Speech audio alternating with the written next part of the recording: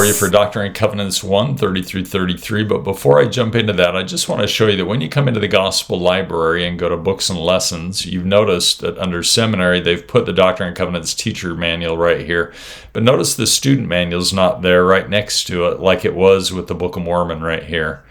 Well, the student manual is going to be right down here. It's a home study manual that you can use to give students makeup work out of. It's just a little different color and it's not located right by it yet. Hopefully the church will fix that. But anyway, I just wanted you to be aware of that. As we come into this lesson today, Doctrine and Covenants 1, 30 through 33, if one of the other coordinators in their Lesson Gems video hasn't already pointed this out to you, the church, or some teachers in the church, got together and made PowerPoints for all of the lessons in the teacher's manual. They reflect exactly what's in the teacher's manual in slides. So let me just show you here. Let me get up here to the start of this PowerPoint. And this literally from the purpose of the lesson, which is stated right here, down to possible learning activities that they have here, including questions that you're going to ask the students. It's all made for you, all ready to go. So all that time you've spent in the past saying, I want to use that quote or I want to use that video, but now I've got to get it into a PowerPoint or into Google Slides. Now it's done for you.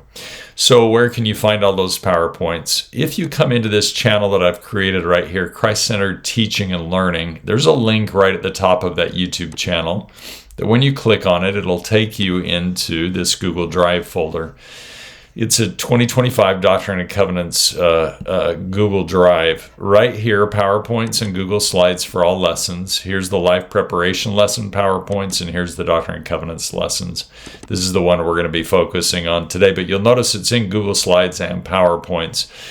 All of these PowerPoints were made by a group of teachers, and they were put on a church website that was really hard to find. It's buried deep, and several of our teachers tried to find it and couldn't find it. I even sent them a link, and it didn't work for them, and that's when I decided to make a Google Drive folder where you can just come in and access these real easy. The other thing is they didn't make them into Google Slides, and so I'm in the process of converting them all over to Google Slides. Be patient with me, because when I convert these over, all of the animation is lost and the videos aren't in there, and so I'm trying to stay ahead of you and get all of those made and in there, because I know a lot of you use the Google Slides. So you can use that link there on the YouTube channel, and that'll bring you into the Google Drive, and then you can access that PowerPoint. When you come into the PowerPoint, again, you'll notice that they did a wonderful job of taking everything that was in the teacher's manual and putting it into slides. Please be aware that some of the slides are intended just for you to see, and that's why they're hidden right here. You'll be able to see them, but when you show this slide, the students won't be able to see them. Also, a lot of what's in the teacher's manual, they put right here in the notes, explaining what the slide's all about, activities that you might do, things that you might want your students to search for. So make sure and look at the notes. Make sure you've got that pulled up, whether you're using Google Slides or whether you're using PowerPoint.